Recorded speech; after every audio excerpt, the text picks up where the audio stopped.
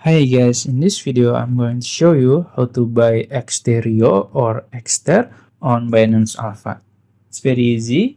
First you can open your Binance apps and go to search box here in the top, and you can search Xter, then search, and as you can see there is Xter on Alpha page. You can click it.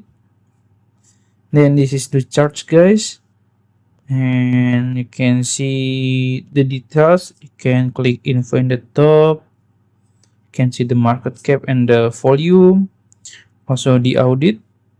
And if you want to trade it, it's very easy. You can just click trade here, and then you can choose to buy limit or instant.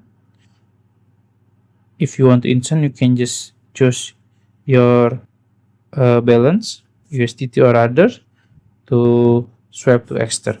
That's it. If you found this video helpful, please like this video and subscribe to my channel. Thank you.